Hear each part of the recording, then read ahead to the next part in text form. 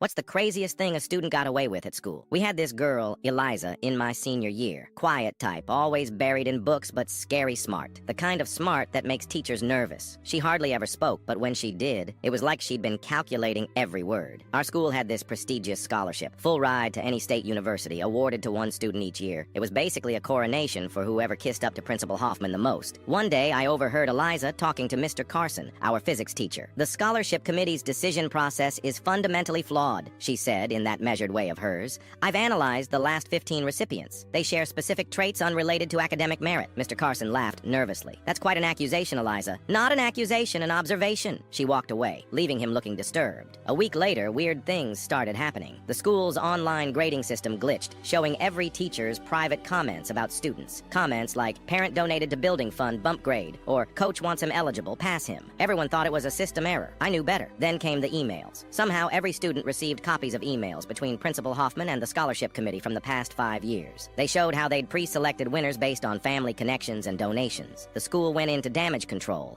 They claimed the emails were fake, but nobody believed them. Parents were outraged. Local news picked it up. During all this chaos, I noticed Eliza sitting alone at lunch, calmly eating an apple while scrolling through her phone. It was you, wasn't it? I asked, sitting across from her. She looked up, expression blank. What was me? The emails, the grade system? All of it. The corner of her mouth twitched. That would require access to secured administrative systems, which you have. She took another bite of apple. Hypothetically, if someone wanted to expose corruption, they'd need evidence. And timing. Why, though? Her eyes hardened. 3 years ago, my brother was valedictorian. Perfect scores, published research at 17. Hoffman gave the scholarship to a board member's daughter instead. My parents had to refinance our house to send him to college. She shrugged. Hypothetically speaking, the fallout was nuclear. The superintendent launched an investigation. 3 administrators were forced to resign, including Hoffman. The scholarship committee was dissolved and reconstituted with external members. And Eliza, she never admitted anything. There wasn't a shred of evidence connecting her to the breach. The IT team concluded it was a sophisticated external attack. They even brought in cybersecurity experts who determined the same. At graduation, the new principal announced the scholarship winner, Eliza. The irony wasn't lost on anyone. She accepted with that same blank expression, thanking the committee for their transparent and fair selection process. Later at the after party, I found her alone again. Congratulations, I said. You got what you wanted. She looked at me, and for once I saw emotion. Not triumph, but something like sadness. It wasn't about winning, she said quietly. It was about fixing something broken. The next fall, I heard Eliza was at MIT, not even using the scholarship she'd fought for. She'd received a full ride there instead. The school upgraded their security systems, but I bet they never found all her back doors. The craziest part? She was 17 when she systematically dismantled our school's power structure, and she got away with it completely.